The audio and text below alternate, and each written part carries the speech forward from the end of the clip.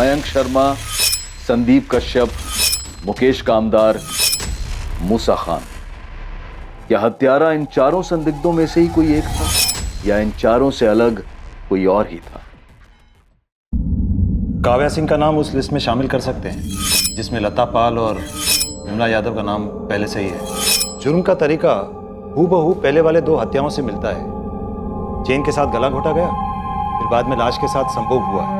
Doctor, हमारे 2 संदिग्ध हैं, एक मयंक शर्मा और दूसरा मुकेश कामदार। जब ये कत्ल हुआ, मुकेश कामदार हमारी कस्टडी में था और मयंक शर्मा पर हम नजर रखे हुए थे। प्रशांत, जो तुम पुराने केस के बारे में बता रहे थे, दिल्ली वाली प्राजक्ता द्विवेदी, उस केस को दोबारा से स्टडी करना चाहिए। इस सीरियल किलिंग की शुरुआत शायद वहीं से हुई।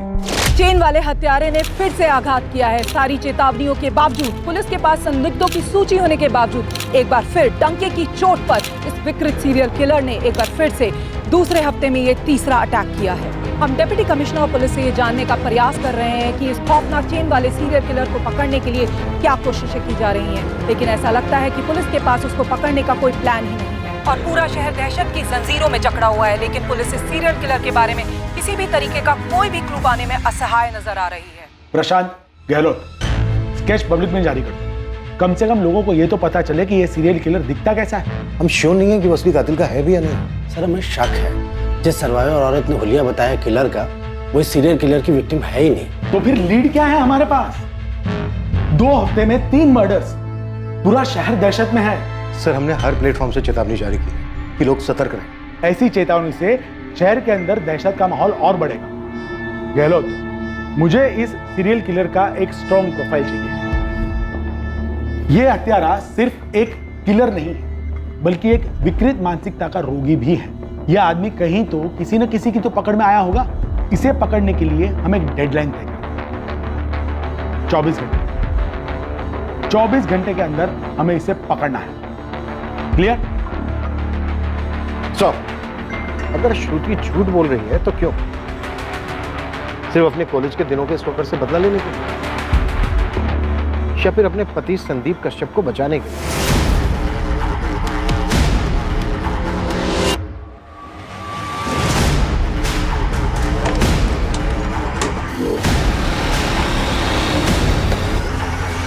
साहब, ये संदीप कश्यप का पूरा बायोडाटा है, यहीं गाजियाबाद में पला पड़ा है। ऐसा कुछ मिला है जिससे लगे कि ये संदीप कश्यप कुछ अटपटा? साहब, ऐसा कुछ पता तो नहीं चला है। आपकी उसकी बीवी श्रुति से कुछ बात हुई क्या? वो जो अपने ऊपर हमले की बात कर रही थी, वो सच है क्या? फिलहाल तो उससे पूछताछ चल रही है, और जब से उसने उस मयंक शर्मा का नाम दिया है ना, हमारी एक टीम 24 घंटे उसके ऊपर नजर रखी है।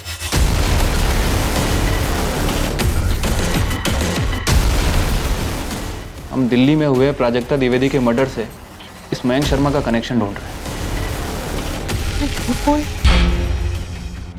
आप लोगों को लग रहा है कि मैं कहानियां बना रही हूँ? श्रुति, 5 जून को मयंक गाजियाबाद में नहीं था, दिल्ली में था, जिस दिन लता पाल और विमला यादव का मर्डर हुआ। और 19 जून को भी मयंक गाजियाबाद में नहीं था, जिस दिन काव्या सिंह का मर्डर हुआ। दिल्ली में था, अपने ऑफिस में। और जिस दिन तुम पर हमला हुआ 16 मई को, उस दिन भी मयंक अपने ऑफिस में था। हमने उसकी बारीकी से तफ्तीश की है। पर मेरे दरवाजे पे मयंक ही था। जी? मीटर रीडिंग, गैस का मीटर रीडिंग लेना है। वो मयंक ही था, एक बूढ़े का भेष बनाकर आया था।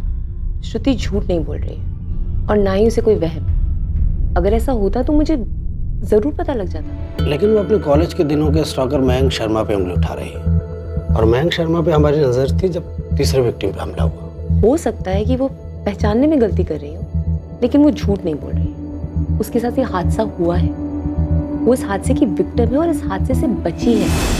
हाँ माधव, मैं दिल्ली के लिए निकल रहा हूँ। मुझे प्राजक्ता द्विवेदी केस की सारी डिटेल्स चाहिए। आपने मेरे हस्बैंड को रोक के क्यों रखा है? क्या किया है मुकेश ने? देखिए मैडम, हमने आपके पति को गिरफ्तार नहीं किया, सिर्फ उससे पूछताछ कर। किस बारे में पूछताछ?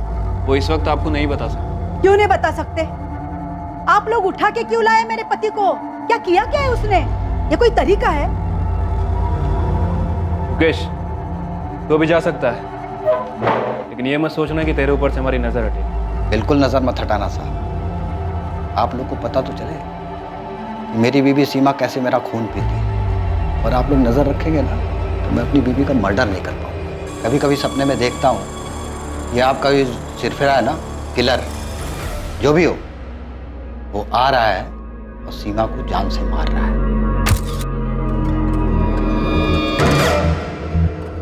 गहलोत जी, स्केच तो हमें रिलीज करना ही पड़ेगा।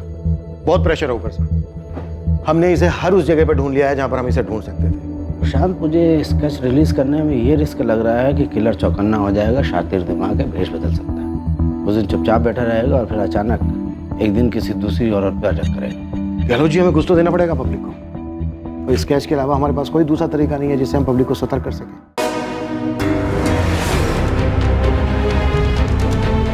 गौर से देखिए इस चेहरे को। ये वही आदमी है जिसने पूरे गाजियाबाद शहर को दहशत में बांध रखा है। आखिरकार हमारे पास इस सरफिरे कातिल की पहचान आ गई कि ये सीरियल किलर कैसा दिखता है। ये एक अधेड़ उम्र का आदमी है जो दोपहर को लोगों के घर आता है और दरवाजे पर दस्तक देता है। सूत्रों के हिसाब से पता चला है कि ये आदमी घर में घुसने के लिए कहता है कि वो गैस का मीटर रीडिंग चेक करने आया है। जैसे ही घर की गृहिणी उसे अंदर लेकर मीटर बॉक्स की तरफ जाने के लिए मुड़ती है, तब वह पीछे से चैन से हमला करता है। बंद कीजिए ये सब। दिन रात आप यही सब देखते रहते हैं, इसीलिए आपके दिमाग में उल जुलूल बातें आती रहती हैं। मुझे कई बार लगता है कि पुलिस को फोन करके उस मूसा कबाड़ी वाले के बारे में बता दूं। ये आंखों में शैतान दिखता है, सही बंदा नहीं लगता वो। शक्ल पर ही लिखा है उसके। क्यों आप अपना दिमाग खराब कर रहे हैं इन सब बातों में? 2 दिन पहले आपको वो कादिर पान वाला सही नहीं लग रहा था। कल आप कहेंगे मुमताज तुम मुझे सही नहीं लगती, फिर आप कहेंगे मुमताज मैं खुद को सही नहीं लगता। उस दिन मैंने उस मूसा को तुम्हें घूरते हुए देखा था कि गिद्ध जैसी आंखें ही सब बताती है। मैं तो कहता हूँ पुलिस को बता देना चाहिए। तबरेज, पुलिस को उनका काम करने दीजिए। आप क्यों अपना दिमाग दिन रात इनमें लगा रहे हैं?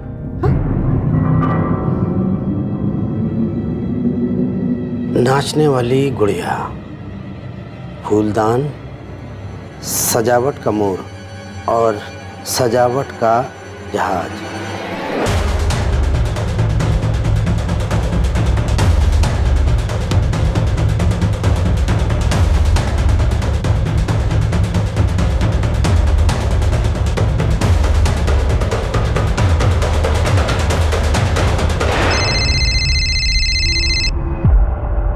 हाँ गहलोत जी। प्रशांत, ये प्राजक्ता द्विवेदी के केस में जो संदिग्ध था दीपक चावला, उसका बॉयफ्रेंड, उसके खिलाफ कुछ साबित नहीं हो पाया था, इसलिए उसको रिहा कर दिया गया था।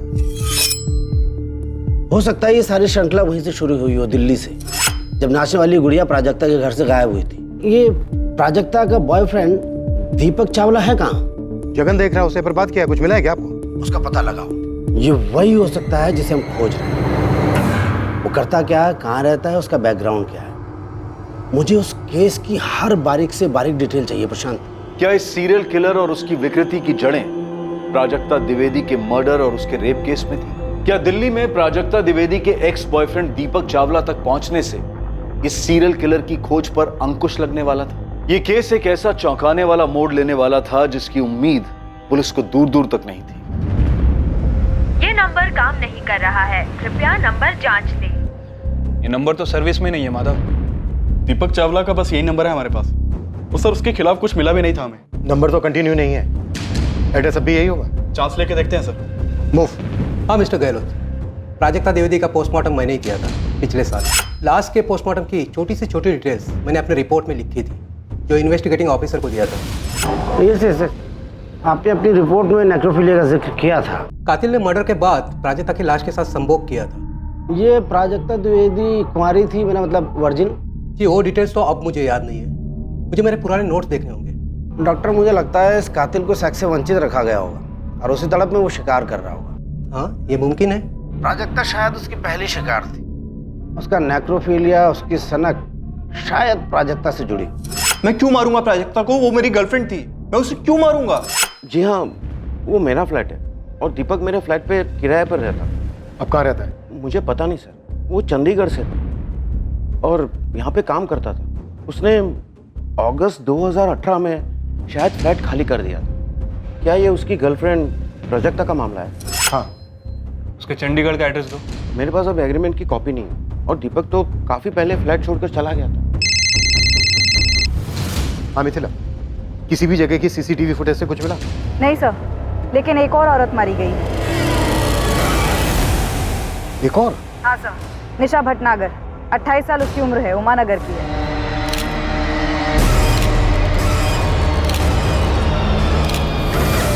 पूरे 8.5 किलो है।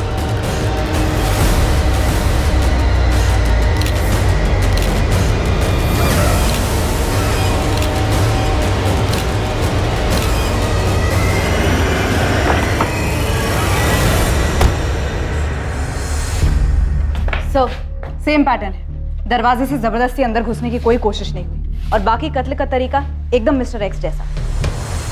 यहाँ से क्या लेकर गए? सर ये देखिए, शोकेस में हर जगह कुछ ना कुछ रखा हुआ है, लेकिन ये स्पॉट खाली है। किलर जो भी ले गया होगा यहीं से ले गया होगा, लेकिन निशा के हस्बैंड राकेश को कुछ याद ही नहीं आ रहा है कि वो सामान क्या था। इतनी चेतावनी दी, पूरे शहर में डर का माहौल बना। इसके बावजूद उस सिरफिरे ने दस्तक दी और इस निशा ने दरवाजा खोला।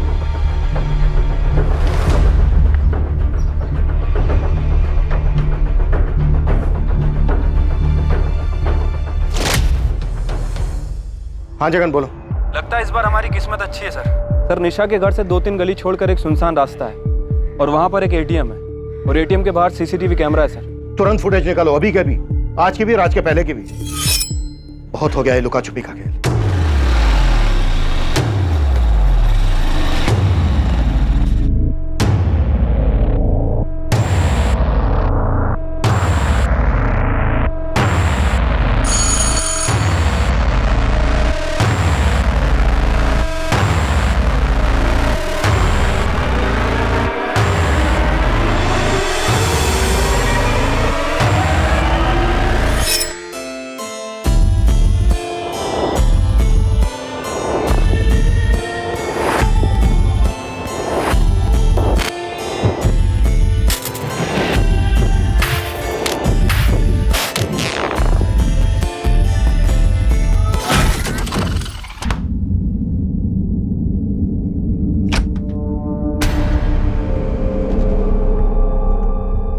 प्रशांत, क्या अब ये केस मुझे एक नई टीम को देना पड़ेगा जो ये केस सुलझा पाए, जो तुम्हारी टीम अब तक नहीं कर पाई? मैंने तुम्हें 24 घंटे दिए थे कातिल को पकड़ने, और हुआ क्या? एक और लाश। हेडक्वार्टर्स में मेरे ट्रांसफर की बात चल रही, तुम्हें पता है? सर, में निशा भटनागर के घर के पास एक सीसीटीवी मिला है। उस सीसीटीवी फुटेज से इस केस में कोई ना कोई लीड मिलने की हमें पूरी उम्मीद है। अब उम्मीद से काम नहीं चलेगा प्रशांत, एक्शन चाहिए, एक्शन। सर, हम हर मुमकिन दरवाजा खटखटा रहे हैं। वो भी दरवाजा खटखटा रहा है और एक के बाद एक नए विक्टिम्स दिए जा रहे हैं। मैंने तुम्हें 24 घंटे दिए थे कातिल को पकड़ने, और होता क्या है? 48 घंटे के अंदर एक और विक्टिम की लाश। सर, वो फुटेज ट्रांसफर हो रहा है, गारंटी हमें उससे कोई ना कोई लीड मिलेगी, और उसके बाद हम एक सिंगल मिनट भी जाया नहीं करें। फिर वही तरीका, चेन से मर्डर और फिर रेप। फिर से सीमन का कोई निशान नहीं, डेड बॉडी के साथ संभोग। हाँ, मैंने आज तक कितने केसेस मॉडस ऑपरेंडी के आधार पर क्रैक किए, लेकिन इस बार मुझसे छूट क्या रहा है? नेक्रोफिलिया एक मानसिक विकार, खूनी बड़ी चालाकी से कॉन्डम का इस्तेमाल करता है ताकि सीमन के जरिए पुलिस उस तक न पहुंचे। ये दो बातें मुझे खटक रही, ये नॉर्मल नहीं है। इस कातिल के साथ कुछ भी नॉर्मल नहीं है। ये कीमती चीजें नहीं चुराता, पर घरों से सजावट की चीजें ले जाता है। सर, ये राकेश भटनागर दोपहर 2:55 को घर लौटा। 3:05 पर इसने पीसीआर को फोन किया और 3:10 पर हमें कॉल आया।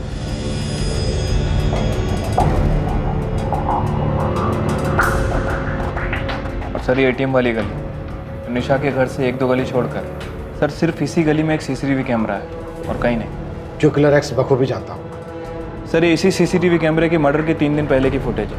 सर हो सकता है कि किलर एक्स इसमें कैप्चर हुआ, हो सकता है सर रेकी वेकी करने आया।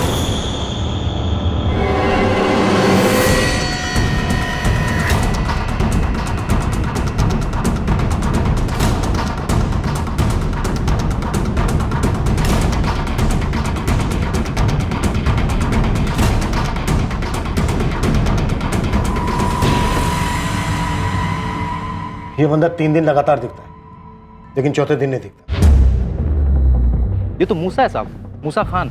अभी कहाँ मिलेगा ये? डेरा चौक में ना इसकी रद्दी की दुकान है। वो बुढ़े मुकेश कामदार की टिप ना इसने दी थी मुझे।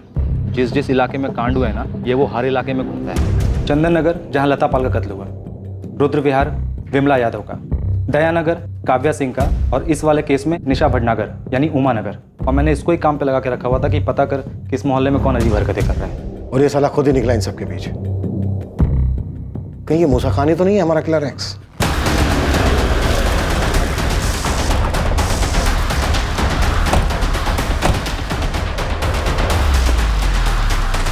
अरे मूसा, चल पुलिस वाले बात करेंगे। किस बारे में? तेरा घर कहाँ है मूसा?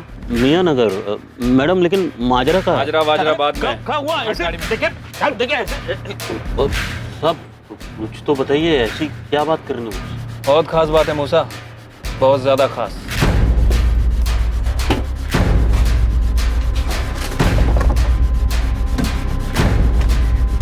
कुछ मिला? नहीं मैडम।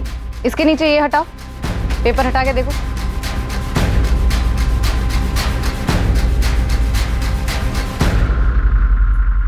देख क्या रहे हो? तोड़ो।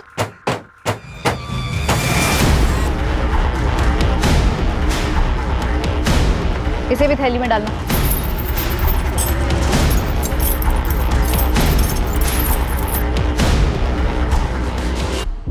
कत्ल के 3 दिन पहले तक ये लगातार दिखा है, लेकिन कत्ल वाले दिन नहीं दिखा। बाकी के विक्टिम्स के मोहल्ले में भी दिखा है। कौन कौन है इसकी फैमिली में? पता लगा रहे हैं, इसकी दुकान की भी तलाशी जारी है। ये कबाड़ वाला है ना? हाँ, इसीलिए मैं मुकेश कामदार जो सफाई कर्मचारी है उसकी टिप दी थी। गुमराह कर रहा होगा मैं, मिसलीड। लेकिन ये प्राजक्ता द्विवेदी के बॉयफ्रेंड दीपक चावला का क्या हुआ? एक टीम पहुंचने वाली है वहां पर। चलो जी, मुझे लगता है कि हमें हमारा एक्स मिल गया है, मूसा खान कबाड़ी वाला।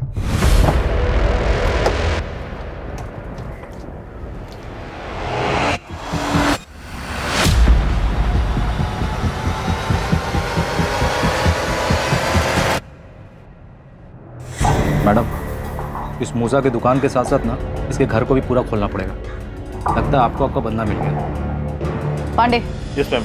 और लोगों की जरूरत पड़ेगी। इस दुकान की एक एक ईंट खोल कर देखना। एक सजावट वाला मोर, एक फूलदान, एक नाचती गुड़िया और एक लकड़ी का जहाज। अभी तक हमें ये सब चीजें पता है, और भी चीजें हो सकती हैं, इसलिए ध्यान से देख। और गोविंद चल।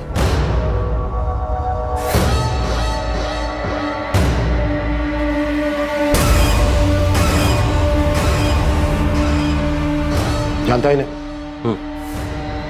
ये निशा भटनागर? हाँ नाम से नहीं जानता साहब। वो उमानगर में रहता। वो 3-4 दिन पहले रद्दी उठाया था। घर की मेज पे से और क्या उठाया था? सिर्फ रद्दी उठाया था सर। पूरे 8.5 किलो है। 8 किलो सर।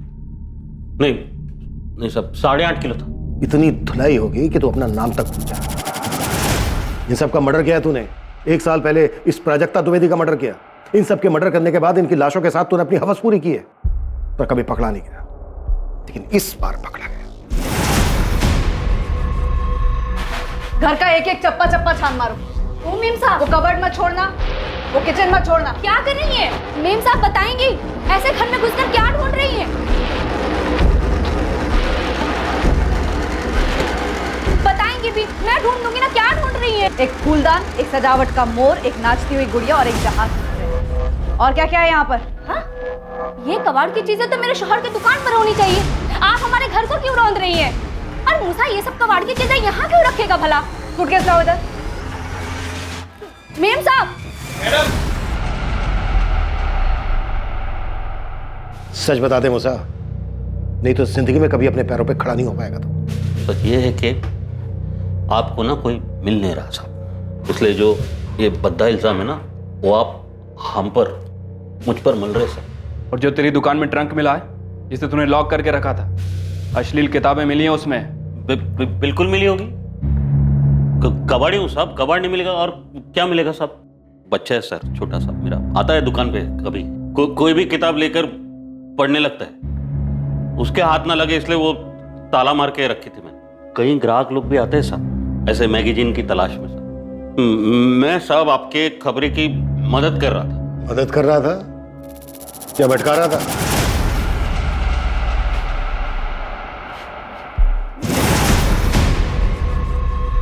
किसके हैं ये? मेरे अब्बू के। तेरे अब्बू तो लुंगी बनियान पहनकर घूमते हैं। तो लुंगी बनियान पहनने वाला आदमी पैंट और शर्ट नहीं पहन सकता? ये क्या फाफली वाली बातें कर रही हैं आप मेम साहब?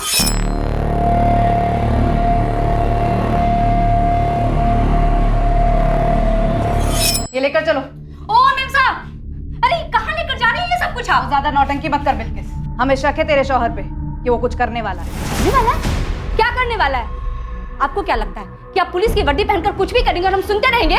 तो याद रखिए, पूरा का पूरा मोहल्ला इकट्ठा कर दूंगी मैं यहाँ पर। शौहर। हमें लगता है कि तेरा शौहर कातिल है। मुझे लगता है कि आप पूरी तरह से बावली हो गई हैं। अगर तेरे शौहर ने कुछ नहीं किया है तो हम उसे जाने देंगे। अरे बिल्किस, बोलो ना 2 मिनट के लिए शांत हो जाओ, क्यों बखेड़ा बना रही हो? और तू मोहल्ला बुलाने की धमकी दे रही?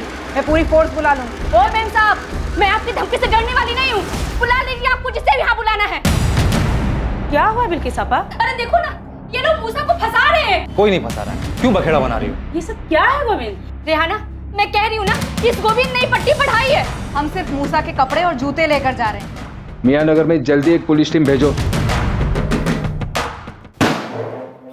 24 घंटे दे रहा हूं तुझे मूसा, इन 24 घंटे में सच उगलता है। साहब आप मुझे वो कबूल करने को बोल रहे साहब जो मैंने किया ही नहीं साहब। वो तेरे पे है, सोच ले अच्छे से। साहब अपने अपने फोन पे ऐसे कभी कुछ देखे नहीं हो क्या साहब? हाँ, हम भी मन बहलाने के लिए देखते हैं ऐसी किताबें। तो क्या हो गया साहब? इंसान है हम साहब, हैवान नहीं। प्रशांत, मूसा किलर एक्स नहीं है। कह लो जी, जैसे ही हम खंगाल कर कातिल तक पहुंचते हैं, आप कह देते हो वो किलर एक्स ही है। पहले आपने कहा कि श्रुति झूठ बोल रही है, वो बैंक नहीं हो सकता। फिर आपने कहा वो अधेड़ उम्र का आदमी नहीं हो सकता। और अब हम जब मूसा तक पहुंचे और ऑलमोस्ट वो टूटने के लिए तैयार है, तो आप कह रहे हो कि मूसा एक्स है ही नहीं। तो फिर कौन है? हाँ माधव, दीपक चावला की कोई खबर? मिल गया सर, ये मेरे साथ गाड़ी में बैठा हुआ है, बस आप ही के पास लेके आ रहा हूँ। सर दीपक चावला गुरुग्राम शिफ्ट हुआ था। माधव और उसकी टीम ने उसके घर की अच्छे से तलाशी ली, लेकिन कहीं भी कोई सजावट की चीज़ नहीं मिली। किलर एक्स बहुत चालाक है, वो बहुत बारीकी से सोचता है। कॉन्डम का इस्तेमाल करता है ताकि सीमेन स्टेन्स ना मिले, और कोई भी कीमती चीज़ घर से नहीं चुराता। हेलो जी, तो क्या अब हम हर संदिग्ध से ये पूछें कि कितनी सावधानी बरतता है वो? प्रोफाइलिंग से हेल्प मिलती है, मैं मानता हूँ। हमने हमारे रिकॉर्ड्स में से अब तक 15 रेपिस्ट, 11 बच्चों के साथ यौन शोषण करने वालों से पूछताछ की। मैं 100% कह रहा हूँ कि मूसा एक्स।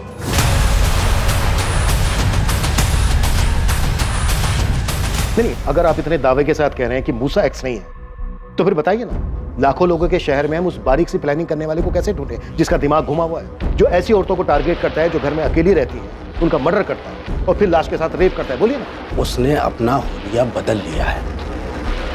हमने स्केच पब्लिक में आम किए, मीटर रीडिंग वाली डिटेल्स मीडिया में दी, इसलिए एक्स चौकन्ना हो गया। मैं मानता हूं। अब आप हमें ये बताइए गहलोत जी, उस चालाक आदमी की बारीक सी प्लानिंग को मात देने के लिए आपकी क्या सर, मूसा के घर और मोहल्ले से बहुत मुश्किल से निकले। उसके घर से कुछ सामान मिला।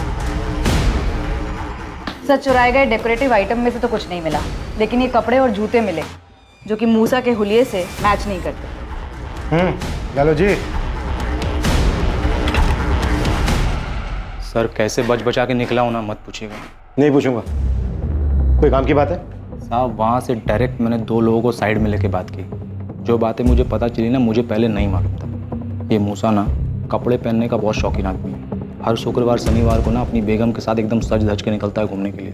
ये पहले तेरी पकड़ में कैसे नहीं आया गोविंद? साहब किसी के शक्ल पे तो लिखा नहीं होता ना कि सन की है सरफिरा है। हाँ तो गहलोत जी क्या बोलते हो? अभी आप यही कहोगे कि मूसा निर्दोष है? हाँ निर्दोष है। ये सीरियल किलर कोई और ही है। ये मूसा है और इस वक्त हमारी कस्टडी में है। क्या तुमने कभी इसे अपनी सोसाइटी में देखा? इसका कहना है कि कभी भी ये कबाड़ के काम से दिल्ली नहीं गया। सर मुझे सच में नहीं पता कि कौन प्राजक्ता के साथ ऐसा कर सकता है।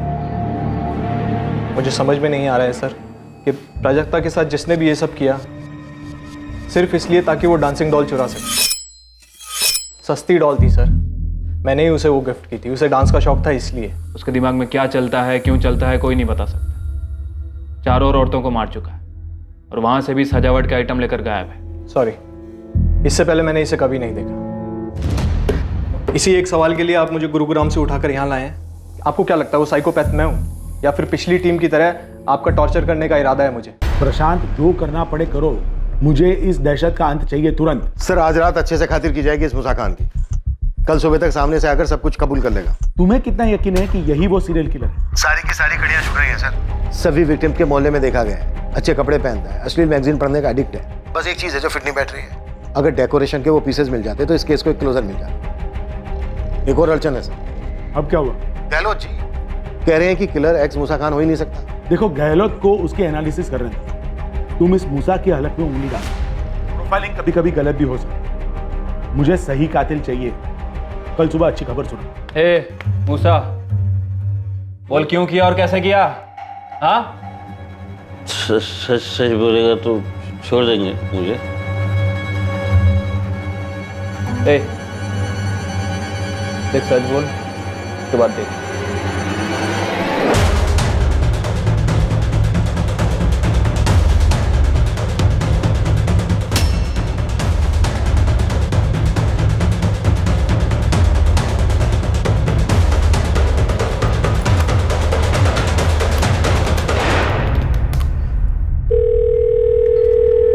हेलो प्रशांत।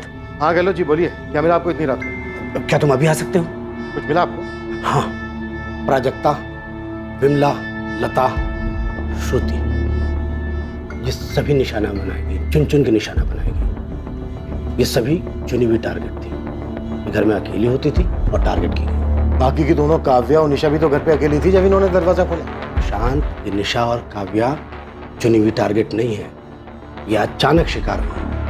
मूसा ऑलमोस्ट टूट चुका है, कल तक अपना जुर्म भी कबूल कर लिया। काव्या और निशा का कत्ल तब हुआ जब सारी दुनिया को किलर की डिटेल्स मिल चुकी थी। जाहिर है एक्स को। तो ये कि एक्स इन लास्ट दोनों घरों में बूढ़े के भेष में नहीं गया। उसने दरवाजा नहीं खटखटाया, वो कुछ देने के बहाने इन घरों में गया था, डिलीवरी करने के लिए। एक्स एक डिलीवरी मैन है, मूसा नहीं। उसने इस बार मीटर रीडिंग के बहाने का इस्तेमाल किया ही नहीं। गैस की मीटर रीडिंग लेनी है, क्योंकि इन लास्ट दोनों घरों में मीटर घर के अंदर है ही नहीं। तो फिर सवाल यह है कि इन दोनों औरतों ने उसे घर के अंदर क्यों बुलाया? लॉजिक प्रशांत। सर, एक गिलास पानी मिलेगा? बहुत प्यास लगी। मैडम एक गिलास पानी मिलेगा? रुको 2 मिनट लाती हूँ।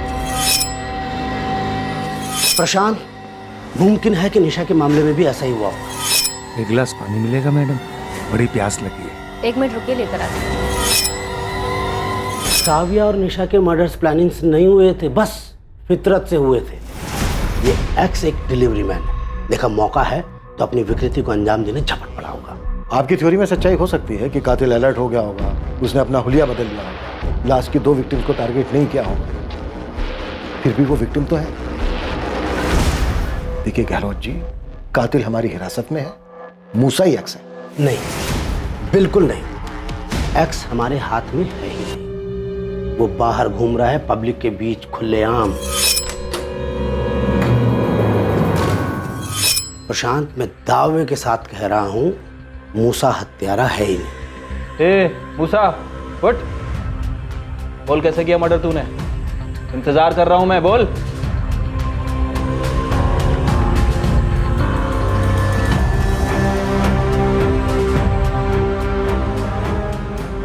बड़ी खबर आ रही है, चैन वाले हत्यारे ने एक बार फिर हमला कर दिया है। इस बार जयानगर में। ये जून के महीने में 5वीं हत्या है। हमारे सूत्रों से पता चला है कि पीड़ित का नाम माधुरी चौहान है। फिर एक बार एक गृहिणी जो दोपहर को अपने घर पर अकेली थी, इसके घर भी हत्यारे ने दस्तक दी, जिसके बाद माधुरी का भी वही हश्र हुआ जो बाकी 4 औरतों के साथ हुआ था। और एक पुलिस है जो इस केस में पूरी तरह बेबस, बौखलाई हुई मालूम होती है। सर, यहाँ से भी कुछ गायब हुआ है, लेकिन अभी पता नहीं क्या।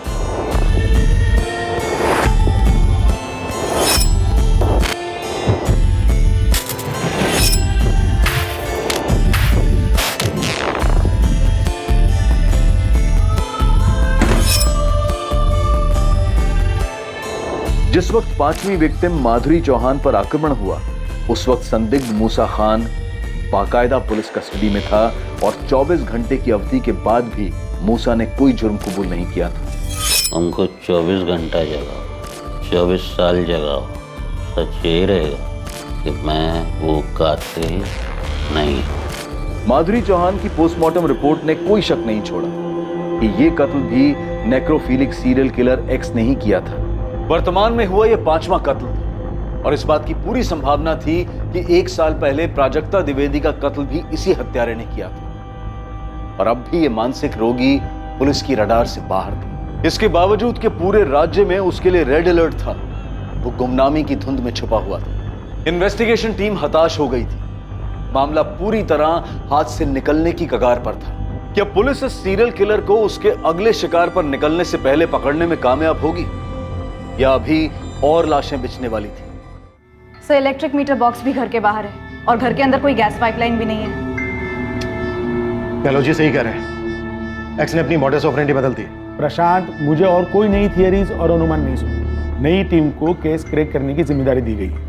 तुम बस उन्हें फाइल हैंड ओवर करो। सर, मैं आपको आश्वासन देता हूं, अब और हत्याएं नहीं होंगी। मैं किलर एक्स के बहुत करीब हूं। वो एक डिलीवरी मैन है, उसने अपने क्राइम करने का तरीका बदल दिया है, बस। हम भी तो यही कर रहे हैं प्रशांत, हम बस काम करने वाले बदल रहे हैं। सर, एक आखिरी मौका दे दीजिए, मैं जल्द से जल्द किलर एक्स को पकड़ लूंगा। सॉरी प्रशांत, अब ये मेरे हाथ में नहीं। Sir please, I am so sorry sir, trust me please, last chance. Okay Prashant, last 24 hours. Sir, Mithila, Jagan, delivery boys, Gehlot ji सही कह रहे हैं। लेकिन सर, शहर में तो बहुत सारे डिलीवरी बॉयज हैं। सर, इतने सारे ऐप्स हैं जो होम डिलीवरी करते हैं, कपड़े, खाना, चीजें।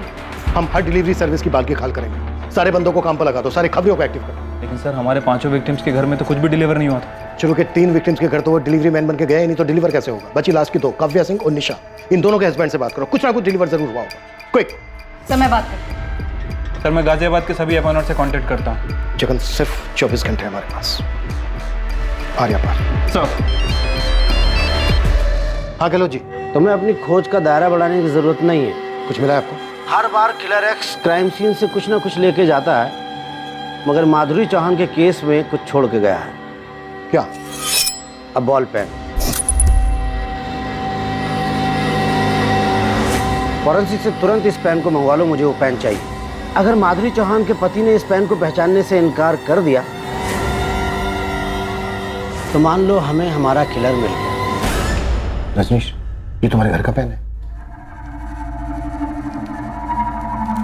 नहीं, ये हमारा पेन नहीं है। रजनीश, उस दिन तुम्हारे घर में कुछ डिलीवर होने वाला था क्या? रजनीश देखो, ये पेन उस कातिल का हो सकता है जिसने तुम्हारी पत्नी माधुरी का कत्ल किया। अच्छे से जी, मुझे यकीन है कि तुम्हारी पत्नी उस दिन घर पर अकेली थी और शायद तुम्हें उस हत्यारे के बारे में जानकारी भी थी। माधुरी स्ट्रॉन्ग थी, वैसे मामलों में सतर्क रहने वालों में से थी। वो किसी के लिए भी दरवाज़ा नहीं खोलती या फिर किसी भी अजनबी से बातचीत नहीं करती थी। माधुरी को ये तो पता होगा कि हत्यारा मीटर रीडिंग के बहाने घर में आता है, लेकिन ये पता नहीं होगा कि वो एक डिलीवरी मैन के रूप में भी आ सकता है। इसलिए माधुरी ने उसके लिए दरवाज़ा खोल दिया होगा और उसने माधुरी से पानी या कोई ऐसी चीज़ मांगी होगी। अच्छा रजनीश, उस दिन तुम्हारे घर कुछ डिलीवर होने वाला था, तुमने कुछ ऑर्डर किया हो ऑनलाइन या ऐसे? मैडम, मुझे रजनीश चौहान जी का पैन कार्ड लगेगा वेरिफिकेशन के लिए। फोटोकॉपी भी चलेगी। ओके, आप यहीं रुकिए, मैं लेकर आती हूँ।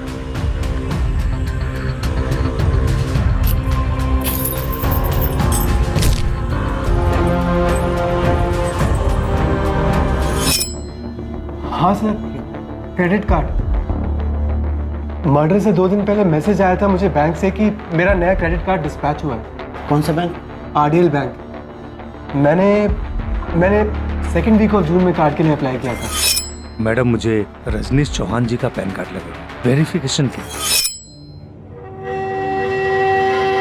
ये रहा सर 20 जून का मैसेज।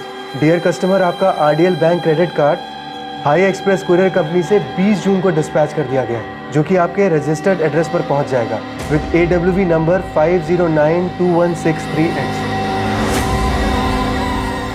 हाई एक्सप्रेस कुरियर 20 जून को डिस्पैच हुआ है, मतलब 22 जून तक डिलीवर हो जाना चाहिए।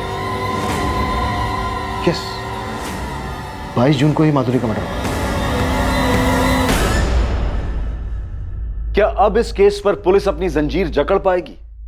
क्या ये एक लीड आखिरकार पुलिस को उस साइको सीरियल किलर एक्स के दरवाजे तक पहुंचाने वाली थी? सर, बस 2 मिनट, हमारा स्टाफ चेक कर रहा है। सर, आरडीएल बैंक के कुरियर पार्टनर्स हम ही हैं। दिल्ली में ब्रांच है कोई आपकी? जी सर। सर, दिल्ली के रसिक विहार इलाके में बीके कमर्शियल सेंटर में हमारा एक ब्रांच है। रसिक विहार? जी सर, वहाँ पे तो प्राजक्ता द्विवेदी का घर था और मयंक शर्मा भी उसी एरिया में रहता था। सर, ये रहा Rajneesh Chauhan courier. Sir, what? ये डिलीवर नहीं हुआ था? स्टेटस क्या है कुरियर का? नो सर, 22 जून को वापस आ गया था। कारण बताया गया घर बंद था और बाहर लॉक लगा था। पॉसिबल ही नहीं है। 22 जून को रजनीश चौहान की पत्नी माधुरी चौहान घर पर ही थी। उसी दिन कत्ल हुआ था उसका। ये उस सीरियल किलर का मामला है? जी। वैसे डिलीवरी बॉय कौन था?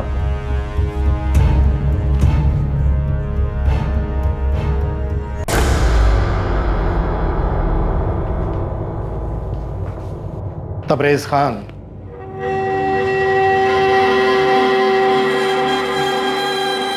लगता है तू अपना पैन भूल गया। माधुरी चौहान के घर 22 जून को। मैडम, ये रजनीश चौहान के नाम से बैंक से कुरियर आया है। मैडम, एक गिलास पानी मिलेगा? बहुत प्यास लगी। 1 मिनट रुकिए, लेकर आते। मैडम, एक गिलास पानी मिलेगा? रुको, 2 मिनट लाती हूँ। अरे आप लोग कहाँ जा रहे हैं, क्या कर रहे हैं? कोई मुझे बताएगा? मैडम, ये हो क्या रहा है मेरे घर में? इतनी कुंडियाँ? ये कुंडियाँ मेरे शौहर ने लगवाई हैं। पर माजरा क्या है, आप मुझे बताएंगे? सर, अंदर एक ट्रंक मिला है, लेकिन उस पर ताला लगा है। लेकिन मेरी बात तो सुनिए। आइए सर, ये देखिए। अरे आप लोग कुछ बताएंगे कि क्या हुआ है? ये चाबी कहाँ है इसकी? चाबी मेरे शौहर तबरेज के पास है, लेकिन बात क्या है? आप लोग मुझे कुछ बता क्यों नहीं रहे? बेटा, आप 1 मिनट के लिए बाहर जाओ। मिश्रा जी। लेकिन आप लोग बताइए तो, मेरे शौहर ने किया क्या है? हमारे पास तुम्हारे शौहर के खिलाफ ठोस सबूत है कि जो शहर में औरतों के मर्डर और रेप हो रहे हैं ना, इसमें तुम्हारे पति का ही हाथ है। वही है ये चैन वाला हत्यारा। क्या?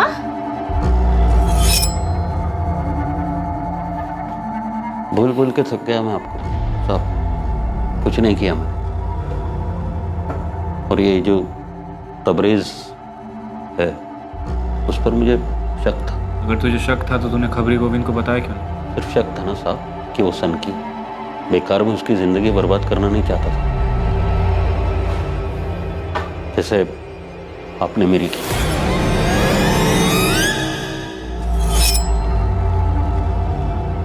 लीजिए चाबी। तू खुद खोलेगा?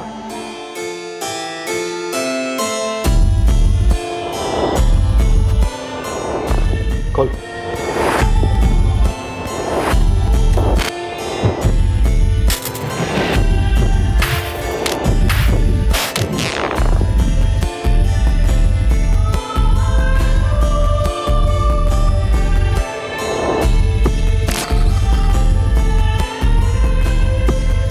ये इस लिफाफे में क्या है? निकाल लिफाफा निकाल, खोल के दिखा क्या।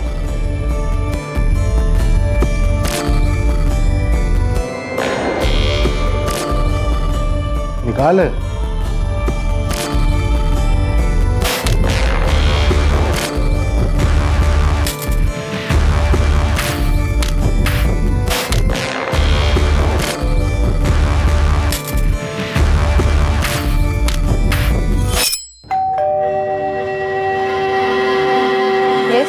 मैडम, क्रेडिट कार्ड है, मिस प्राजक्ता द्विवेदी के नाम। हाँ, नहीं। पहले कत्ल के वक्त तबरेज ने अपना हुलिया नहीं बदला था। वो कुरियर की डिलीवरी करने गया था। तब वो कुरियर कंपनी की दिल्ली ब्रांच में पोस्टेड था। जब दिल्ली का केस गरमाने लगा, मैंने गाजियाबाद पोस्टिंग ले ली। और तूने यहाँ श्रुति को अपना पहला शिकार किया। नाम मुझे पता नहीं था, पर वो चालाक निकली। जी? मीटर रीडिंग, गैस का मीटर रीडिंग लेना। जी? Meter reading. जी? वो मैडम, आपके घर का गैस मीटर रीडिंग लेना है। आइए। मीडिया में खबर आते ही तूने अपना तरीका बदल लिया। हाँ, वैसे भी एक ही तरीके से बोरियत होने लग जाती है, इसलिए मुझे लगा कि तरीकों में बदलाव होना चाहिए। लता और विमला, इन दोनों को भी एक ही दिन में मारा ना? कैसे? वो मैंने उन्हें कई बार देखा था पहले, अकेली ही रहती थी घर पर। उन दोनों के घर में भी तो कोई कोरियर डिलीवर करने गया था? नहीं, पर वो मोहल्ला मेरे अंडर था। तो तूने उन दोनों को एक ही दिन में मारने का प्लान बनाया? हाँ। दोनों एक ही दिन क्यों? वो मैं बोल। मेरा दिल नहीं भरा था, मुझे और चाहिए था। तूने ये सब मरी हुई औरतों के साथ किया? तुझे पता है ये दरिंदगी है? हमें ट्रंक से सब कुछ मिला है, सारा चोरी किया हुआ सामान, विग, चश्मा, चेन, सब कुछ। और फिर तबरेज ने खुद भी कबूल किया है। हम उसका स्टेटमेंट रिकॉर्ड कर रहे हैं। उन औरतों को मारने के बाद तुझे ये सब करने में अच्छा लगता था? तो ये सब इसलिए कर रहा था कि तेरी बीवी और तेरे बीच में कोई संबंध नहीं था। तेरी बीवी मना करती थी।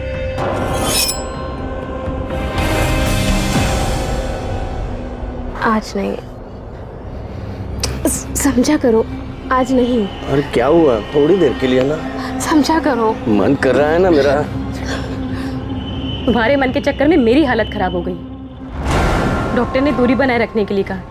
पता कितना दर्द होता है मुझे, कितना जख्म हुआ है। डॉक्टर ने बोला है कि ऑपरेशन करना पड़ेगा। परेशान होने लगा था मैं, हर बार मना कर देती। तो सिर्फ इसीलिए तूने उन औरतों को मार दिया और उनके साथ संभोग किया?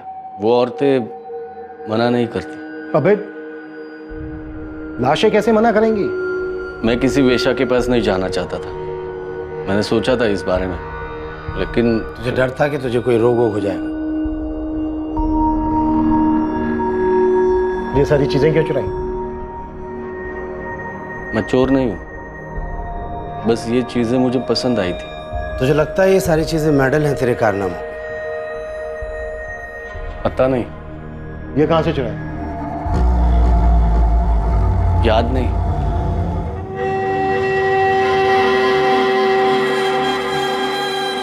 इन सारे सीरियल हमलों की एकमात्र सर्वाइवर श्रुति कश्यप ने तबरेज को पहचान लिया। तबरेज खान के नेक्रोफीलिया को समझने के लिए मनोवैज्ञानिकों की एक पूरी टीम ने उसकी गहरी स्टडी की। तबरेज बिल्कुल नॉर्मल है बाकी सब मामलों। फिर भी देखो सोच में कितनी गंदगी भरी है उसकी।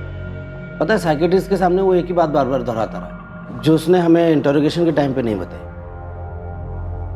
कि उसे विक्टिम्स की चुप्पी में ज्यादा संतुष्टि मिलती। गहलोत जी, दरिंदगी है ये, विकृत सोच और कुछ नहीं है। बिल्कुल। दूसरी ओर उसने अपने ही घर में 4-5 कड़ियां लगा रखी थी अपने परिवार की सुरक्षा के लिए। तबरेज खान पर आईपीसी की धारा 302 के तहत कत्ल, आईपीसी की धारा 307 के तहत अटेम्प्टेड मर्डर और आईपीसी की धारा 376 के तहत रेप के चार्जेस लगाए गए। तबरेज के परिवार, रिश्तेदारों, पड़ोसियों और उसके साथ काम करने वाले लोगों से बात करके ये तो पता चला कि तबरेज अपने आप में ही रहना पसंद करता था, ज्यादा किसी से बात नहीं करता था। लेकिन इन लोगों में से कोई एक भी ये नहीं सोच सकता था कि तबरेज इतने लोगों की हत्या कर सकता है और उनकी लाशों के साथ ऐसी हरकत कर सकता है। इस अवस्था की जंजीर में जकड़ा तबरेज खान का यह केस एक एक्सट्रीम केस माना जा सकता है, जहां उसकी असफल शादीशुदा सेक्स लाइफ ने इस विकृति को और बढ़ावा दिया होगा। अब मैं अनूप सोनी आपसे विदा लेता हूं। फिर मुलाकात होगी कल रात 11 बजे एक और नए केस के साथ। और याद रखें, क्राइम और आपके बीच में सिर्फ इतना फर्क है कि आप कितने सतर्क हैं। सतर्क रहें, सुरक्षित रहें। जय हिंद।